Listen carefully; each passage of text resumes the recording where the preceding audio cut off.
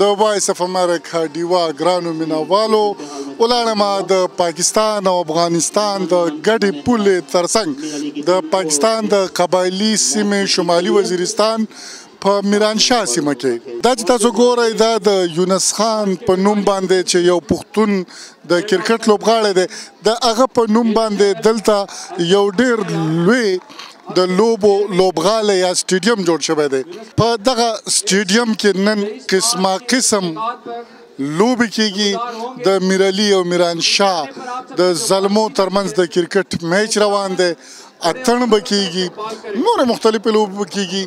دا درته ښایم د دې ځای د خلکو تاثرات درته اورم او د دې نه مخکې دا ویل ضروري دي چې دا هغه شمالي وزیرستان یا هغه میرانشاه دی چې دلته به خلک د کورونو نه بهر د طالبانو له ویرې نه شول راوتلی دې ځای ډېرې وینې ډېر مرګونه لیدلي دي ولې نن د دې ځای په زرګونو خلک دې سټیډیم ته راټول شوي دي او خپلې خوشحالۍ نمانځي راځئ دا درته ښایم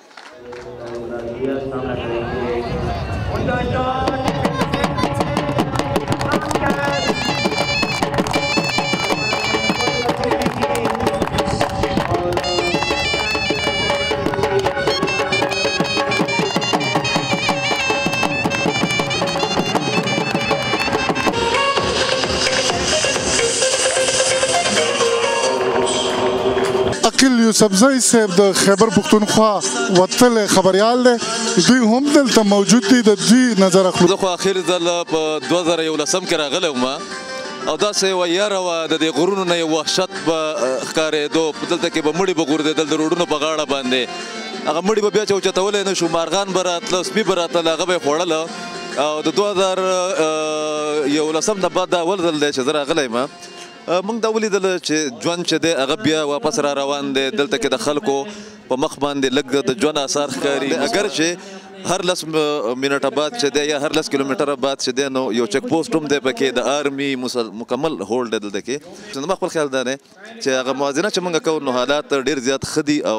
خدای دې وکړي چې دا امن چې کوم جوړ شوی چې دا عارضي نه وي بلکې دا دایمي امن کې دا بدل شي ځکه چې دا هغه روټ دی د دې نه مخکې چې دا کومه علاقه ده چې په دې باندې بیا تاسو سنټرلی شئ ته هم تللی شئ دلته کې تاسو یو بورډ ولیدو چې په هغې باندې ماسکو هم لیکلی او په هغې باندې چې د دوشنبې پې هم لیکلی وه تاجکستان پې هم لیکلی او نور ځایونه کابل پې هم لیکلی چې دومره کیلومیټره دی زما خپل خیال دا دی چې د مستقبل چې کوم یو د پښتنو دپاره یا د ریجن دپاره کوم منظرنامه جوړېږي نو دا روټ یا دا علاقه چې ده د دې امن ډېر ضروري دی او زما په خیال چې هم دغه وجه ده چې د مستقبل چې کوم چیلنجز دي یا اپورچونیټیز دي د هغې دپاره هم زموږ اسټابلیشمنټ چې دی هغه مجبوره شو چې دا علاقه چې ده کلیر هم کړي او دلته کې امن هم راولي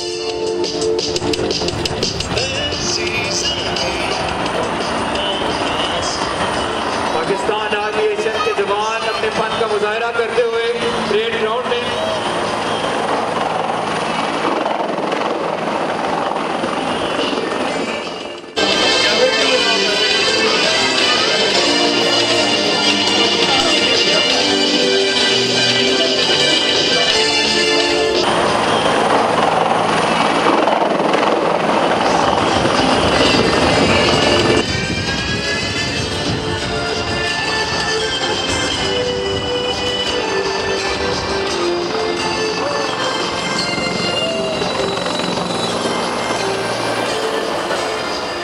ملک نور خان صاحب دا راته ووایه چې په وزیرستان کې خو جشن کیږي سما ده خلک راټول شوي تاسو نه مطمئن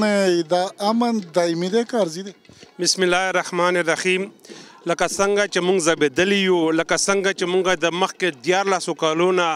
ډېر زیات خراب شوي یو نو موږ دا غواړو ډېر چې یو سړی ډېر تنګ شي که نه نو هغه چې په جنګ شي نو موږ اوس د دې امن دپاره ډېر متواله یو او ډېر خوشحاله یو او موږ د دې ارزومند یو او موږ دنیا ته دا ښیو چې موږ دهشتګرده نه یو موږ پرامن خلک یو خو موږ چې کوم دغه هغه کوم موږ ته هوا راکړې شوې وه هغه په موږ کې نه وه دا بل چا د لاس خبره وه صاحب اوس خو هم تاسو په چیک پوسټونو 2 غنټې ودرئ خبره ټیک ده خو زه دا وایم چې امن دپاره چې کومه خبره ده نو دا به لکه دا مونږ خبره کړې ده مخکې مونږ خبره کړې ده چې یاره تاسو دا مونږ سره چې کوم زیاتې کېږي دا مونږ سره مه کوئ خو خبره دا شته چې هغه چې دا د امن دپاره زمونږ دغه دی چې مخکې چې لکه درې لکه دی وایي چې دا سټیجونه دي فرست سټیج سیکنډ تھرډ فورث وایي دغه سیکنډ او تھرډ فورث سټیج شروع دی ما د آرمي فورس ورسره خبره کړې ده چې یاره دا تاسو مونږ دومره تنګوئ دا ولې وایي چې دا چې لکه دی ته تریډ میلاو شي څه میلاو شي دی نه بیا دغه جوړېږي خو چې اوس به انشاءالله رو دا شی به رو ماشومان مو سکولونو ته روان شوي دي د صحت اسانۍ درته شته دی د ټلیفون سړک اسانۍ درته شته یاره دا خبره بیا دروغ زه نشم ویلی چې سکولونه د نش برابر دي چې کوم سہولیات دي هغه د نش برابر ټلیفون نشته بجلی نشته خو مونږ دا پر زور مطالبه کوو د حکومت د وخت نه چې یاره راشئ او مونږ ته هغه سہولیات راکئ چې کوم سہولیات په سیټل ایریا کې دي د سکول د وړوکی بچی را سره ولاړ دی دی هم نن دلته راغلی او خوشحاله او خوندونه اخیستل دې سره لږ خبرې کوو څه دې نوم دی بچی عدنان سبق له ځې اوس ځم بس پهلا به نشو تللی پهلا طالبان و یارېدو به اوس آرمي نه بس زه اوس ډېر خوند کوي اوس خپل ګاډي کې ځو او کله چې د سبق پرېښی او څه به دې کول بس داسې به ګرځېدو سکول پسې به خفه وې ولې نه خفه نو ته څه جوړېدل غواړې سبق ووایه څه به جوړېږې زه کیپټن آرمي ته به ځې آرمي کې کیپټن او تاسو څنګه کتابونه درته ویډیا درکوي که په پیسو یې اخلئ نه اوس نیم پیسو نیم په ویډیا داسې فری باندې په شمالي وزیرستان کې د نن نه 2 کاله مخکې پورې چې کم د وحشت او د دهشت ماحول و کمې بمي چاودنې کېدې ډرون حملې کېدې خلک لالول کېده سکولونه په بمونو الوزول کېده نن تاسو وینئ چې دغلته ژوند را ګرځېدلی دی